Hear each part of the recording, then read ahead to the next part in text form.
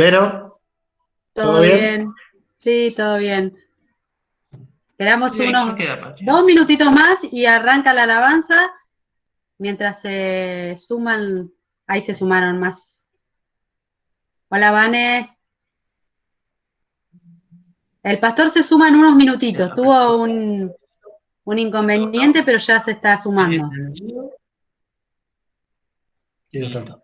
Que- Está en video. Bueno, Gonza y Agus. No, tenés que ponerlo vos. Ahí está. La camarita esta y listo, el botón rojo. listo, ¿Ok? perfecto. Listo. Y la red. Muy bien ahí el asistente técnico, ¿eh? La despedí. Me cobraba muy caro la otra. ¿Qué pasó con Joana? Está en una reunión de profesores. Hoy un suplente, un asistente suplente hoy. Y Bueno, me chicos. pusieron este suplente, ¿viste? Ah, estos suplentes. Es toda suya la alabanza. Pongo mudo.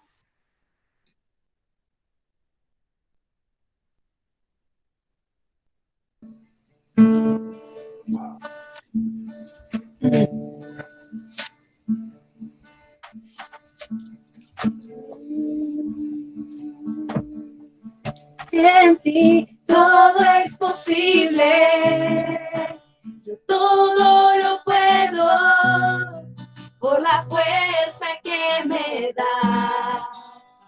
Nada es imposible, en ti mis ojos se abren, cadenas se rompen y ahora vivo por fe. Nada es imposible.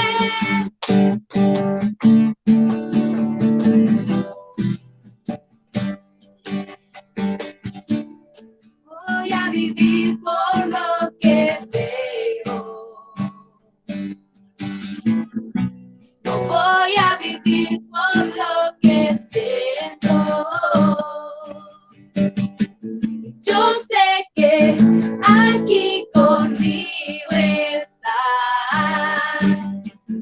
Yo sé que tú eres grande, Dios. En ti todo es posible. Yo todo lo puedo por la fuerza que me das. Nada es imposible y en ti mis ojos se abren, cadenas se rompen y ahora vivo por fe. Nada es imposible.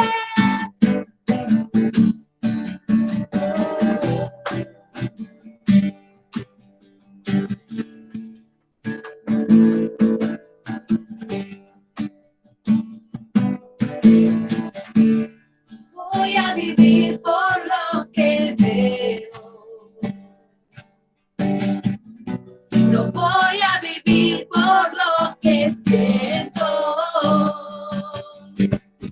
Y yo sé que aquí conmigo estás. Yo sé que todo es posible en ti. En ti todo es posible. Todo lo puedo por la fuerza que me das. Nada es imposible y en ti mis ojos se abren, cadenas se rompen y ahora vivo por fe. Nada es imposible.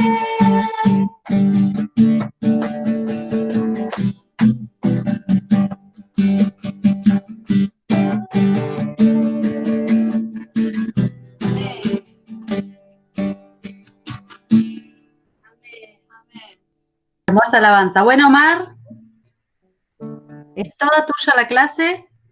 Si querés hacer una oración antes de empezar, porque todavía no lo hicimos, así que estás en toda tu libertad.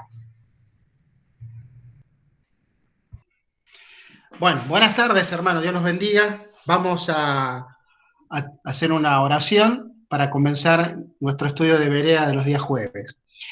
Señor, te damos gracias en este día, Padre, por este momento que vamos a tener junto con los hermanos, Señor, de poder reunirnos, Señor amado, alrededor de tu palabra, Señor, para poder, Padre de la gloria, introducirnos en ella, Señor, y que tú nos hables por medio de ella, Señor. Queremos, Padre Celestial, que a través de las Escrituras podamos, amado, comprender y entender cuáles son tus propósitos, Señor, para con tu pueblo, para con tu iglesia, Señor. Gracias por los hermanos que se han conectado, Señor. Gracias, Padre Celestial, porque daron este tiempo, Señor, para poder estar juntos, Señor, y poder compartir este manjar que es tu palabra, Señor amado. Gracias, Padre. Bendice a cada uno de ellos, Señor, y a aquellos, Padre Celestial, que por ahí todavía no se han podido conectar, Señor, también partimos, Señor, que tú los bendigas en esta tarde. Gracias, Padre de la gloria, en el nombre de Jesús. Amén y amén. Gloria al Señor. Muy bien, hermanos. Lindo día, lindo momento, linda tarde como para poder tener este momento y compartir la palabra de Dios juntos. Esto nos hace bien porque nos edificamos mutuamente. Y usted dirá, Omar tiene esta frase hecha ya, ¿no? Porque siempre dice lo mismo, nos edificamos mutuamente. Y es la verdad, porque yo me edifico leyendo, indagando y transmitiendo, pero a la vez lo hacemos mutuamente, ¿sí? Porque cuando estamos reunidos alrededor de la palabra de Dios, siempre tengamos en cuenta esto, siempre, somos todos iguales. No hay diferencia, no hay maestro de la palabra, no hay fulano ni mengano, somos hermanos en el Señor. Entonces nos edificamos mutuamente, así que esto está bueno. Así que bueno, vamos a entrar a la palabra de Dios, pero vamos a hacer una pequeña reseña de lo que hemos visto el jueves pasado. ¿Por qué?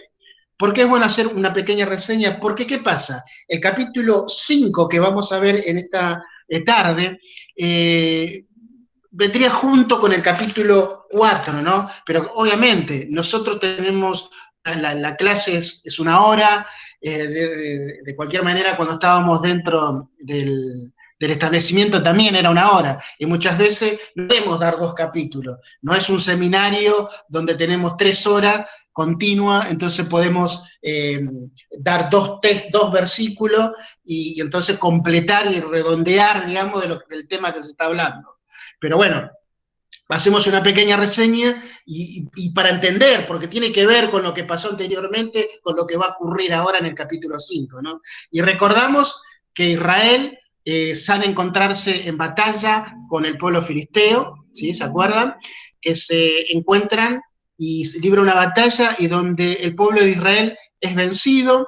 ¿Y qué pasó? Fueron vencidos y murieron 4.000 hombres, ¿no? 4.000 hombres. Y entonces ellos pensaron en ese momento y dijeron, ¿qué ha pasado con lo que hemos perdido la batalla? ¿Por qué Dios ha permitido que acontezca esto, que nos ocurra esto, que estemos derrotados por los filisteos? Y han muerto 4.000 hombres, ¿no? Y se acuerda que hemos hablado que en ningún momento ellos hicieron otro tipo de análisis, ¿no? ¿Por qué habrá ocurrido esto? No porque Dios lo permitió, sino que no hicieron un análisis ellos de cómo se encontraban, ¿no? Porque a lo largo del capítulo anterior y lo que hemos visto del principio, sabíamos que era un pueblo rebelde, un pueblo que hacía lo que bien le parecía, pero a la vez que tenía un sacerdocio corrupto. Pierden la batalla, 4.000 hombres mueren y ellos deciden preguntarse esto, ¿por qué Dios permitió que nosotros fuésemos derrotados, ¿no? Entonces, ¿se acuerdan que dijimos rápidamente? Ellos dijeron, no, la solución está en traer el arca que se encuentra en Silo. Entonces, el arca, trayéndolo al campo de batalla, esto lo va a otorgar la victoria. Por ahí hay algo que no mencioné el jueves pasado, ¿no? Que Israel o el pueblo de Israel le estaba dando más importancia a la cajita donde se encontraba las tablas de la ley, donde se encontraba la vara de Aarón, donde se encontraba el maná, ¿sí? Y ellos pensaban que la caja le iba a otorgar la victoria. Pero la caja era una caja si allí no se manifestaba el Dios que lo sacó de la tierra de Egipto. el Dios todopoderoso, el Dios que hacía milagro, el Dios que le dio victoria. Pero bien, llegaron a tal punto que ellos pensaron que la caja era la que le otorgaba la victoria y que fue utilizado como un amuleto de la suerte, como un amuleto más. Traemos la caja, traemos el arca y vamos en batalla y ella nos va a otorgar la victoria sin pensar, ¿no?, de que la derrota era consecuencia de la vida que ellos estaban llevando, ¿no? De que las cosas la estaban haciendo mal, que las cosas, ellos estaban alejados de Dios, que sus sacerdotes estaban corrompidos, que Elí no corregía a sus hijos, etcétera, etcétera. Y luego nos encontramos que traen el arca, hay un estruendo, gritos de júbilo, ahora acá está el arca, vamos a ir en batalla, vamos a ganar, ¿no? Y el pueblo filisteo también escucha el alboroto que hay en el campamento hebreo y tuvieron temor. ¿Por qué? Porque conocían la historia de todos los acontecimientos que Dios había hecho en medio del pueblo de Israel. Por lo tanto, ellos dijeron, salieron de Egipto, el faraón la pasó recontra mal, las plagas, se abrió el Mar Rojo, fueron en el desierto, pasó esto, entraron a la tierra de Canaán, etcétera, etcétera. Así que ellos tenían temor, tenían miedo, pero la única opción que tenían era enfrentar al pueblo de Israel, ¿sí? Enfrentarlo en batalla, se animaron, dijeron, vamos, tenemos que enfrentar, no vamos a ser esclavos de ellos como ellos fueron de nosotros, así que vamos a salir a la batalla. Y salieron a la batalla y se encontraron, se trenzaron, ¿y qué ocurrió? Que Israel fue derrotado. Israel fue derrotado tremendamente, peor que la primera batalla que se encontraron, 30.000 hombres murieron, el arca fue capturada, los hijos de Elí fueron muertos, Ofni y Fine murieron, ya Dios le había anticipado a Elí que esto ocurriría, y no solamente se lo había anticipado a Elí, sino que también Dios habló con Samuel y Samuel se lo transmitió a Elí. O sea, que esta derrota que le había ocurrido a Israel era producto de que Israel estaba haciendo las cosas mal, ¿sí? Que se habían alejado, que estaban haciendo cada uno lo que bien le parecía, y no solamente eso, sino que también aquellos que tenían la responsabilidad de llevar al pueblo, encaminar al pueblo, llevar a la adoración al pueblo, también estaban en un estado de corrupción. Y por eso fueron derrotados, de tal forma que después llega la noticia a oído de Elí, ¿no? Y Elí, al escuchar la noticia de ese hombre de Efraín que llegó al campamento y pudo contarlo, Elí quedó totalmente desconcertado y dice que estaba sentado, cayó de espaldas, se desnucó y murió Elí. Y no solamente eso, sino que la esposa de Fine, la esposa, al escuchar esto también estaba embarazada, adelantó su embarazo, ¿sí? Tremenda noticia, su esposo, su cuñado, su suegro habían muerto y el arca del pacto había sido capturado por los filisteos, ¿no? Y como hemos visto el jueves pasado, dio a luz al hijo, ella murió también y le puso ese nombre que significa la gloria de Dios ha sido traspasada. Y el cuadro que hemos visto en el capítulo 4, vemos una situación tremendamente difícil para el pueblo de Israel, ¿no? Ser capturado el arca del pacto, el arca que mandó a construir Dios cuando Moisés lideraba al pueblo de Israel. Allí ni bien habían salido de la tierra de Egipto, y todo ese tiempo que los acompañó, y lo que hemos visto nosotros de cómo los acompañó en batalla, cuando entraron al río Jordán y se abrió, y luego cuando se conquistó a Jericó, y el arca estaba ahí, y significaba mucho, pero en este tiempo, en el capítulo 4 que nosotros hemos visto el jueves pasado, vemos ya un pueblo que ha hecho las cosas mal, que se alejó de Dios, y Dios no es que se había ido, sino que Dios había salido, ¿no? Su presencia salió de aquel lugar y por las consecuencias que vimos anteriormente. Y ahora cuando entremos en el capítulo 5, vemos, ¿no?, que el arca del pacto es capturada por los filisteos y es llevado a tierra de los filisteos, ¿no? Y dice el capítulo 1 y el capítulo 2, ¿no?, que cuando dice capítulo 5, el versículo 1, dice que cuando los filisteos capturaron el arca de Dios, la llevaron de Ebenezer a Axadón, y tomaron los filisteos el arca de Dios y la metieron en la casa de Dagón y lo pusieron junto a Dagón.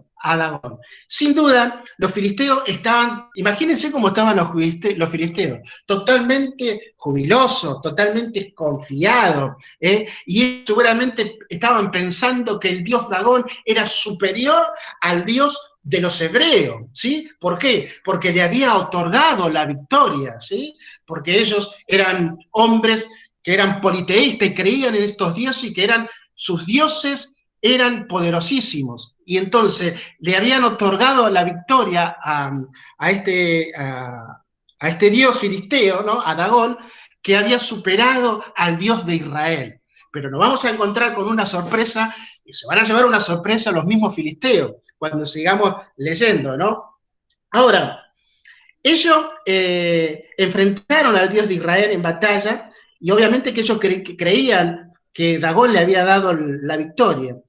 Pero el arca del pacto se encontraba, y la llevaron, obviamente, como un trofeo, ¿no?, como un trofeo de la guerra que habían ganado. Y llevaron el arca del pacto, y dice que entraron al templo de su Dios y lo depositaron allí, junto a la estatua de Dagón. Ahora, ¿cómo era la estatua de Dagón? ¿No? Dagón era mitad hombre y mitad pescado, o sea, que era un hombre pescado, ¿sí? Mitad hombre y mitad pescado, ¿no? Y era el dios dador de la vida, ¿no? Dador de la vida. Y dicen mucho los historiadores que también decían que Dagón era padre de Baal. ¿Se acuerdan de Baal, que hemos estudiado también, el dios de las tormentas, ¿sí? El padre de las cosechas? Bien, entonces se creía que Dagón era hijo padre de Baal, ¿no? Entonces fue depositado allí el arca del pacto, ¿no?, y al lado de Dagón. Ahora, ¿se había apartado la gloria de Dios? ¿Dios se había ido definitivamente? ¿O simplemente fue que Dios se retiró también por la consecuencia de que había un pueblo que se había apartado de Dios con sus hechos, ¿sí? Con sus hechos. Y cuando nosotros empezamos a leer el versículo 3, fíjense, y cuando al día siguiente, los de Axadó se levantaron de mañana, y he aquí Dagón postrado en tierra delante del arca de Jehová. Y tomaron a Dagón y lo volvieron a su lugar. O sea, que llevaron al arca del pacto como trofeo lo hemos ganado a los hebreos, Dagón le ganó al dios de los hebreos, ahora lo ponemos acá, al lado de Dagón, ¿no? Como si fuera que el dios de Israel era insignificante al lado de Dagón. Pero ¿qué pasó? Cuando entraron los sacerdotes de Dagón, se encontraron que el hombre pescado estaba tirado, ¿sí? Estaba tirado en el piso. ¿Qué pasó acá? Imagínense la sorpresa para estos sacerdotes de ver la estatua de su gran Dios, ¿no?, postrado delante del arca de Jehová de los ejércitos. ¡Aleluya! ¿Se fue la gloria de Dios? No. La gloria de Dios estaba también ahí en ese lugar. Y Dios se estaba glorificando en medio del templo de Dagón y en medio del pueblo filisteo. Y esto nos clarifica mucho más lo que había ocurrido anteriormente. No es que Dios se fue, sino que Dios estaba glorificándose aún en el mismo templo de Dagón. Tirado ahí la estatua, ¿qué hicieron ellos? Decidieron levantarla y ponerla nuevamente en su lugar. Ahora, cuando nosotros leemos, y quiero compartir con ustedes, en el libro de Hebreos, el capítulo 12 del libro de Hebreos, y el versículo 6 y 7. Fíjense que lo que ocurrió con el pueblo de Israel también había un llamado de apercibimiento de parte de Dios, ¿no? De que el pueblo tenía que entender de que así como Dios amaba a su pueblo, también Dios le estaba mostrando de que no era un Dios que iba a permitir las cosas que el pueblo de Israel hasta ahí estaban haciendo. ¿Por qué? ¿Por qué? Porque era una forma también de disciplinarlos, ¿no? De disciplinarlos, de hacerlos volver en sí y que volvieran a encauzarse como nunca debió suceder, como apartarse, hacer cada uno lo que quería. Aún el pueblo hebreo adoraba a muchos dioses cananeos. Esto ya ocurría en los tiempos de Gedeón. ¿Se acuerdan que habíamos visto cuando Dios llama y levanta a Gedeón y ya había estatua de los dioses cananeos y Gedeón fue y los derribó y al otro día tuvo que enfrentarse al mismo pueblo y aún lo quisieron castigar y aún le quisieron pegar por esta actitud que había tenido Gedeón? Así que fíjense de dónde ya venía, ¿no? ¿Cuántos años Dios estaba dándole la oportunidad para que el pueblo recapacitara, ¿no? Y para que el pueblo entendiera de que el único Dios real y verdadero era el Dios de ellos, el Dios que los sacó de Egipto, el Dios que le dio tierra, el Dios que le dio conquista, pero era un pueblo que se había apartado. Miren lo que dice, capítulo 12 de Hebreos, versículo 6, porque el Señor al que ama, ¿qué hace? Disciplina y azota a todo el que recibe por hijo. Si soportáis la disciplina de Dios, os trata como a hijo. ¿Por qué? ¿Qué hijo es aquel a quien el Padre no disciplina? Está bien, ustedes mirán, esto es para la iglesia, para nosotros. Dios siempre trató de alguna manera con el pueblo, dándole la oportunidad que el pueblo recapacitase, ¿no? Porque Dios siempre se anticipó a los hechos que iban a acontecer en el futuro. Siempre Dios se anticipa, ¿no? Y porque Dios amaba a su pueblo, siempre se anticipó y le advirtió de que recapacitase y volviesen a Él, y volviesen a encaminarse hacia Él, para que esto que le había acontecido no hubiese ocurrido. Pero sin embargo, siguieron en sus caminos de errores, ¿sí? Ahora, también podemos pensar que los filisteos también fueron confrontados de alguna manera. ¿Por qué? Porque ellos vieron al Dios de ellos, al hombre pescado, que había sido derribado y que estaba en el piso, y que cuando ellos entraron, ¿no? Vieron esa imagen y seguramente que se habían espantado, ¿no? Por lo que había sucedido. Pero fíjense en lo que dice el versículo 4.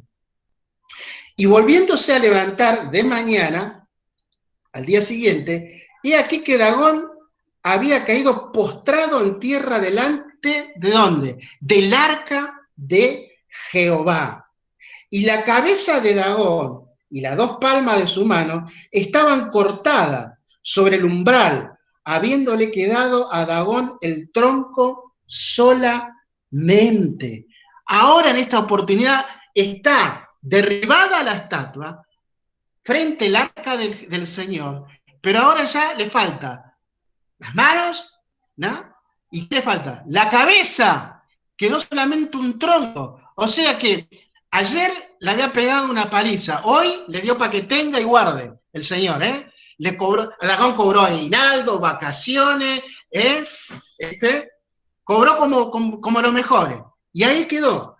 Ahí estaba tirada la estatua, y vuelven a entrar ellos, y se encuentran con esta situación, más espantado que el día anterior. Con este Dios no se jode, hermano, ¿eh? Seguramente ya, pero esto es terrible, ¿qué pasó acá? Pero no habíamos ganado nosotros anteriormente. Si nosotros lo derrotamos en el campo de batalla, Dagón no dio la victoria. No, Dagón no le dio ninguna victoria. Solamente que Dios había permitido que ocurriese eso. Pero aquí, en el medio, en la tierra de ellos, en el territorio de ellos, en el templo de Dagón, Dios estaba glorificándose y le estaba mostrando cuál es el Dios real y verdadero y todopoderoso. Jehová de los ejércitos. Aleluya. Gloria sea al Señor. Bendito sea su nombre. Ahora, también ellos tenían la oportunidad de poder reconocer de que el Dios de Israel era el verdadero Dios, el Dios poderoso, porque vieron derrumbar la estatua y porque a la vez también vieron cómo al otro día le faltaban los brazos, las manos, le faltaba la cabeza y solamente el tronco. Tenía que decir, pucha, este es el verdadero Dios. ¿Y saben qué? Ellos tenían la oportunidad tal vez de reconocer al Dios verdadero. Porque como hemos visto anteriormente en otros estudios, con otros libros, cómo Dios se aceptó y recibió pueblo que nada tenía que ver con el pueblo de Israel. ¿Por qué? Porque manifestaron su fe en el Dios de los hebreos. Y yo creo que esta era una oportunidad que Dios también le estaba dando a los filisteos para que recapacitaran, ¿no? Y dijeran, che, pucha, no es el Dios, no es Dagón, porque a Dagón le faltan las manos, a Dagón le falta la cabeza, y ahora tenemos que pegar la cabeza, tenemos que pegar la mano, nosotros lo tenemos que agarrar y subirlo. Encima hasta la cola debe estar rota. Y ellos veían ahí y dijeron, pero el Dios real es Jehová, no hay otro. Mirá la paliza que le pegó. Y ellos tenían la oportunidad de poder reconocer a este Dios verdadero, tirar al tacho de basura todo el atuendo que se ponían para servir al Dios de Dagón y decir, macho, acá el único Dios es el Dios de Israel. Él es el único Dios. Mirá lo que hemos visto, ¿no? Ellos también fueron confrontados de alguna manera. ¿Y saben qué? Muchas veces hemos pensado y lo hemos hablado, pero esto lo hemos hablado así, cuando uno habla con un amigo o con un hermano o con el pastor, ahí apareció el pastor, lo hemos hablado en otras oportunidades. ¿Ustedes vieron cuando Dios hace algo con una persona, con un integrante de una familia, y Dios se manifiesta en misericordia, y hay transformación de parte de Dios en esa persona? Hasta hay milagros muchas veces que han sido sanados, ¿no? De tremendo milagro. Y sin embargo, los que generalmente frecuentan con esa persona, ven ese poder extraordinario de Dios, ven ese milagro extraordinario de parte de Dios, y sin embargo prefieren seguir con su vieja religión, con su vieja costumbre, ¿no? Y seguir detrás de una religión que fue heredada por sus padres, pero están viendo cómo Dios está obrando con poder en medio de esas personas. Mire, yo tengo una familia conocida, que son conocidos de una familia amiga, pero también los conozco a ellos porque nos hemos encontrado en algunas reuniones de familia, cuando algún cumpleaños, entonces los conocemos. Y una de las integrantes, la esposa de este hombre, ella conoció al Señor y tenía cáncer. Estaba diagnosticada cáncer, aparentemente estaba avanzando, ¿no? Y bueno, se oró por ella empezó a congregarse, oró por ella, se oró por ella. El Señor la sanó, la limpió del cáncer. Esto es real, lo sé yo, real, conozco a la persona, todo. Y la sanó de cáncer, la limpió, ¿no? Y ella cuenta sus testimonios, tenemos la oportunidad de haber hablado, ¿no? Y las personas que están, yo sé que la hora es la hora del Señor, y el Señor llega a su tiempo y va a decir, bueno, ustedes son míos, y va a tocar el Espíritu en sus corazones, y van a ir en encuentro del Señor. Pero cómo cuesta, ¿no? A pesar de ver la obra de Dios y ver el poder de Dios, que muchas personas aún que son tan cercanas, se resistan, ¿no? Y deciden, no, yo sigo por este camino, ¿no? Por el Dios que yo conocí, católico, apostólico, romano, o qué sé yo, musulmán, budista, lo que sea, ¿sí? Pero no, yo quiero ver esto. No, y no fue solo eso, ¿eh? No fue solo eso. Al marido aproximadamente estoy hablando, creo que dentro de hace 5 meses, le diagnosticaron cáncer también. El marido de esta mujer, cáncer también. También Dios obró, sano de cáncer. ¿Eh? La mujer, imagínense, los dos. Qué grande nuestro Señor, ¿eh? Los dos. Ahora, ¿cómo todavía aquellas personas que están alrededor de ellos y que los frecuentan, no puedan reconocer el poder del Señor? Yo sé que va a llegar su tiempo, ¿no? Pero uno por ahí dice, che, qué rápido sería decir, la mir, pero terrible esto, nunca lo hemos visto, ¿eh? Pero bueno, vení, te invitamos a una reunión, vamos a salir por internet, vamos a salir por tele, o vamos a ir a la iglesia, te invitamos. Mirá, yo todavía sigo con Buda, me quedo acá, o yo soy... ¿Se dan cuenta? Estos fueron confrontados, y hay personas que aún en este tiempo también son confrontadas de esa manera. Aunque sabemos perfectamente que muchas veces los milagros tremendo que nosotros podemos escuchar y ver, a veces por ahí pasa, ¿no? Porque sabemos que el Espíritu Santo es el que trae convicción de pecado en el ser humano, en el hombre, en la mujer, ¿sí? Pero de cualquier manera, estas cosas siguen sucediendo en la actualidad, ¿no? Y ahí vemos estos filisteos que deciden pegarle las manos, pegarle la cabeza, y llamar a un par de ayudantes más para levantarlo al dragón de vuelta, colocarlo ahí arriba, y temblando de miedo, qué es lo que iba a acontecer, ¿no? ¿Qué es lo que iba a acontecer posteriormente a esto? Y sigue la palabra del Señor y dice, versículo 5, por esta causa, los sacerdotes de Dagón y todos los que entran en el templo de Dagón no pisan el umbral de Dagón en Asdod hasta hoy. Dice la palabra de que donde cayó Dagón, ahí la estatua, cuando ellos entran nuevamente pegaban el saltito, ¡ting! No había que pisar ese lugar, ¿sí? Así que estaban totalmente muertos de miedo. Dice el versículo 6, y se agravó la mano de Jehová sobre Asdod y lo destruyó y lo hirió con tumores en Asdod y en todo su territorio. Y viendo esto, los de Asdod dijeron, no puede con nosotros el arca del Dios de Israel, porque su mano es dura sobre nosotros y sobre nuestro Dios Dagón. Por lo menos reconocieron. Convocaron pues a todos los príncipes de los filisteos y dijeron, ¿qué haremos con el arca de Dios de Israel? Y ellos respondieron, macho, acá la única que queda es pasarle el problema a otro, ¿no? Llevarle el problema a otro, ¿no? Es decir, que Dios empezó no solamente que derrotó primero a ese Dios hombre pescado, sino que empezó a traer sobre el pueblo filisteo juicio. Y vemos, dice la palabra, que empezaron a salirles tumores, ¿sí? Y se empezaron a producir muertes, ¿sí? Sufrimiento. Dice que el clamor de los filisteos llegaba hasta el cielo, ¿no? Y estaban totalmente compungidos y afligidos por lo que le estaban aconteciendo.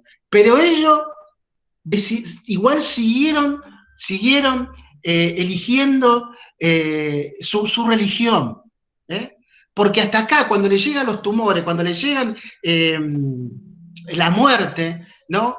Ellos podrían decir, bueno, ya está. Primero se la agarró con Dagón, ahora va por nosotros. Acá hay que reconocer, el Dios de los hebreos es el más poderoso. Pero ¿saben qué también qué implica eso? Si ellos aceptaban al Dios de Israel, también debían aceptar las reglas del Dios de Israel. Y aceptar las reglas del Dios de Israel significaba un cambio total en la vida de los filisteos. Un cambio de mente. Como nosotros muchas veces decimos, desde que entramos en el Evangelio, tenían que dar un giro de 360 grados, ¿es así, no? O sea que tenían que cambiar su forma de pensar y su forma de vivir, ¿no? Y esto no estaban dispuestos a hacerlo, no estaban dispuestos a abandonar la vida que ellos tenían como buena. Pero sin embargo, estaban sufriendo la muerte, estaban sufriendo el dolor. Dicen que estos tumores que le salían, según los estudiosos, se lo adjudican que podían haber sido, no se rían, hemorroides, que se le salían y producían sangrado, o también dice que aparte de eso era la peste bubónica, que es producida por las ratas en los campos, ¿sí? Y el capítulo que siguen, vamos a ver cuando ellos quieren devolver el arca, ponen el arca todo y también ponen tumores de oro y ponen ratones de oro. Entonces, según los estudiosos, se adjudica que la enfermedad que les afectaba a los filisteos tenía que ver con esto, ¿no? Y que estaba produciendo muerte, dolor y sufrimiento en medio de los filisteos. Ahora, dice el versículo que sigue, el del versículo 9, y aconteció que cuando, el que estábamos leyendo, y dice, ¿qué haremos del arca de Dios de Israel? Y ellos respondieron, vamos a pasárselo a otro. El arca del Dios de Israel, que vaya para Gad. Ahora se lo pasamos a lo de Gad. Y pasaron allá el arca de Dios de Israel. Listo, que se arreglen lo de Gad, dijeron, ¿no? Que se arreglen los otros. Y a lo de Gad no le fue mejor, le fue peor también. Le fue peor. Dice el versículo 9, y aconteció que cuando lo habían pasado, la mano de Jehová estuvo contra la ciudad con gran quebrantamiento, y afligió a los hombres de aquella ciudad, desde el chico hasta el grande, y se llenaron ¿de qué? De tumores. De tumores. Así que lo mismo que aconteció en Asdod estaba aconteciendo en Gad. El mismo juicio cayó sobre los habitantes de Gad. Entonces dijeron, el versículo 10, enviaron el arca de Dios a Ecrón. Se iban pasando el arca, lo enviaron a Ecrón. Y cuando el arca de Dios vino a Ecrón, los ecronitas dieron voces diciendo, han pasado a nosotros el arca de Dios de Israel para matarnos a nosotros y a nuestro pueblo. Y enviaron y reunieron a todos los príncipes de los filisteos, diciendo, enviad el arca de Dios de Israel y vuélvase a su lugar, y no nos mate a nosotros y a nuestro pueblo, porque había consternación de muerte en toda la ciudad, y la mano de Dios se había agravado allí, y los que no morían eran heridos de tumores, y el clamor de la ciudad subió al cielo. Ellos tenían, como nosotros comúnmente decimos, habitualmente, tenían una papa caliente en su mano. El arca del pacto era una papa caliente en territorio filisteo.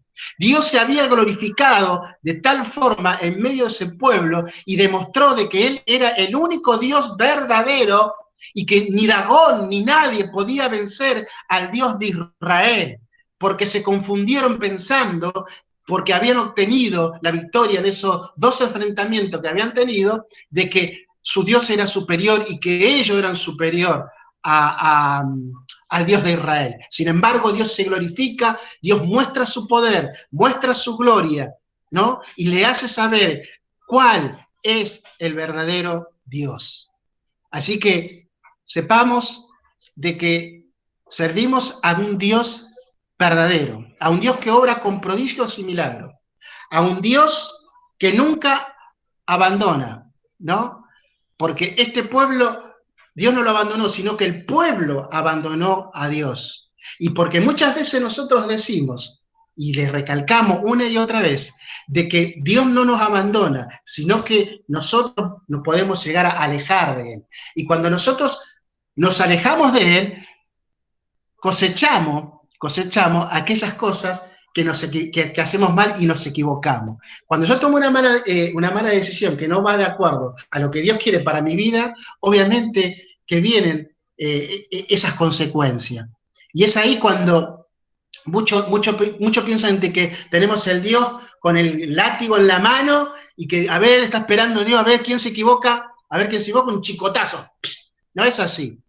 Dios no está esperando que nos equivoquemos para pegar un chicotajo, sino que nosotros muchas veces, hablo de nosotros, para hablar así en general, ¿no?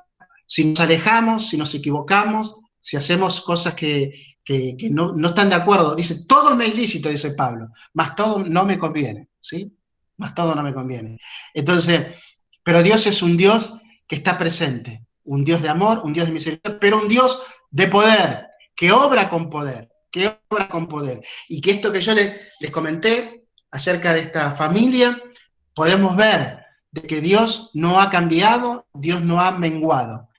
Así que servimos al Dios de amor, servimos al Dios de misericordia, servimos al Dios de compasión, pero servimos a un Dios todopoderoso. Un Dios que cambia, un Dios que transforma, un Dios que produce tremendas cosas en las vidas de las personas, y tenemos un Dios que opera de una manera también sobrenatural, ¿no? Conforme a la voluntad de Él y como Él quiere hacerlo, ¿sí? Así que por eso es que decimos, cuando estamos en circunstancias difíciles, tenemos un Dios que responde.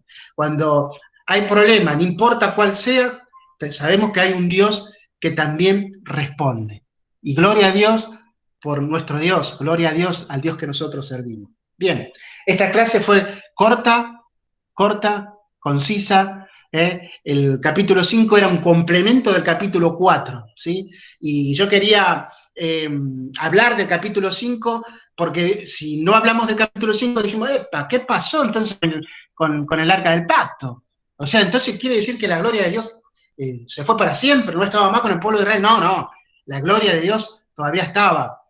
Y vemos cómo Dios obró en medio del territorio filisteo y en medio del templo de su Dios. Entonces era un complemento de lo que nosotros habíamos visto en el capítulo 4. Así que bueno, agradecemos al Señor por esta noche. La semana que viene vamos a ver el capítulo 6, cuando los filisteos devuelven el arca, ¿sí?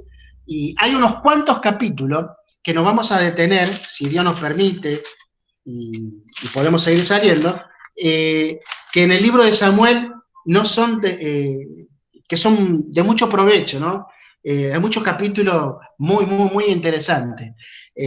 Si así no fuere, iríamos a tocar otros capítulos donde seguramente por ahí estamos esperando ya cuando Dios elige a David, y ya queremos verlo ahí a Samuel con el cuerno de aceite, ¿no? Ungiéndolo a David, cuando van y derrotan a los filisteos, ¿no? Pero viendo todos estos capítulos que estamos viendo y juntándolo con todo lo que nosotros hemos visto anteriormente, yo creo que hay un panorama muy amplio, ¿no? Y que se nos hace mucho más fácil de entender lo que viene posteriormente, porque ya tenemos una base pero muy sólida de lo que hemos visto desde Génesis hasta el libro de Samuel. Y ya cada vez que vamos entrando a otros capítulos, la luz del Señor, esa iluminación que viene de parte del Señor, es mejor y lo podemos entender.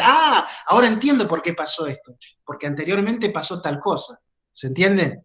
Así que, bueno, espero que les sea de provecho, hermanos, que puedan haber anotado y encontrado algo que haya sido interesante para ustedes, y que a la vez lo fue para mí también.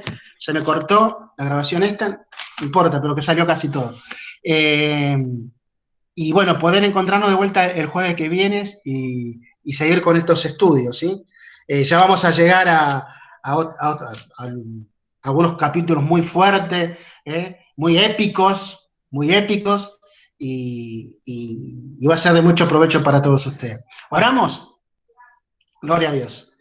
Señor, te damos gracias en esta noche por poder tener este momento de compartir tu palabra, Señor, de poder ver a través del libro de Samuel las cosas tremendas y hermosas que vos hiciste, Señor, para tu pueblo, pero que también nosotros nos sentimos reflejados en ellos, Señor. Gracias por este momento. Gracias, Señor, porque tu palabra es vida. Gracias, Señor, porque tú mismo nos enseñaste que debemos escudriñar tu palabra, porque ahí se habla de vos, Señor, y aquí, Señor, es la guía más segura que tenemos, Señor, y como muchas veces decimos, es la palabra profética más segura. Gracias, Señor, por mis hermanos, Gracias por mis hermanas, te pido que tú les bendiga de una manera especial durante lo que resta de esta semana, Señor, y el día jueves nuevamente encontrarnos, Señor, a través de este medio, Padre. Gracias por ello, Señor. Gracias aún por aquellos, Señor, que tal vez no se puedan conectar, Señor, porque el internet no funciona bien, pero trataremos de subir, Señor, este mensaje, este estudio, Señor, para que luego ellos lo puedan también ver, Señor, y no quedarse afuera, Señor. Gracias por todo, Padre. Te damos gracias en el precioso nombre de Jesús. Amén, amén y amén. Gloria al Señor. Muy bien, hermanos. Apareció el pastor, así que igual le va a dar a Vero para que cierre todo. Pastor. ¿Cómo están todos? Gloria al Señor, Omar, por la hermosa enseñanza. ¿Escuchan bien todos? ¿Escucharon bien?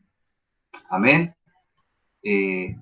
Nada que agregar. Tremenda la palabra del Señor. Estos días leíamos en casa con mi esposa anticipándonos a la lección, y este es un clásico de Dagón, hasta es cómico, pero hace muy poquito me encontré con una hermana y...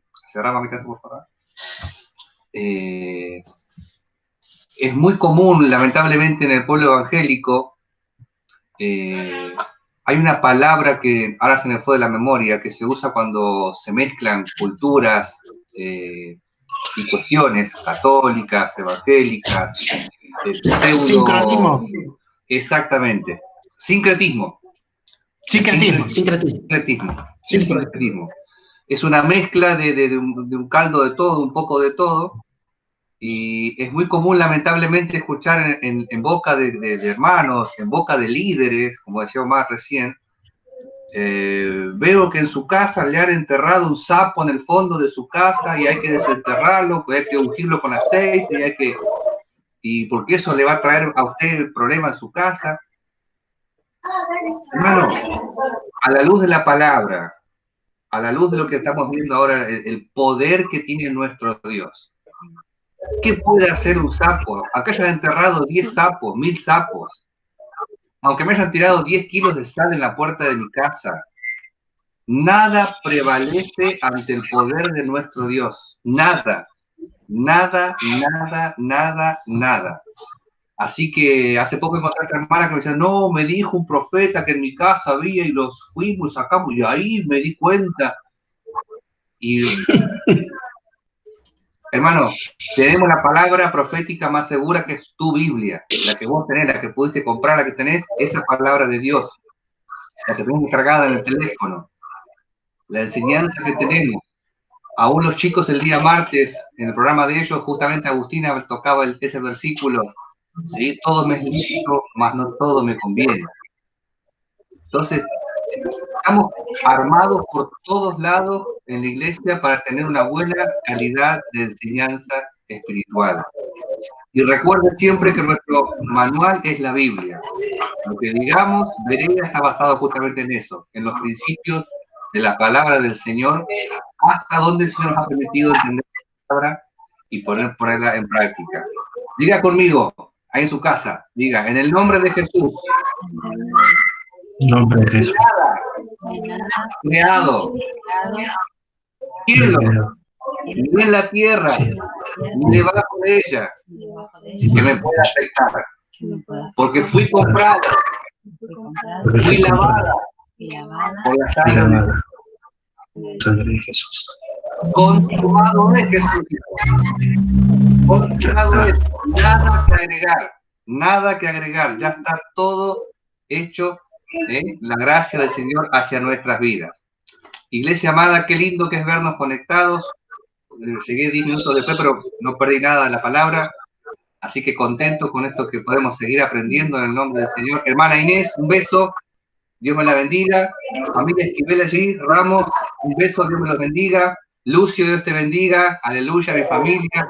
Omar querido, como siempre, de corazón, gracias por tu tiempo, por lo que el Señor te da, y que el Señor te siga dando mucho más.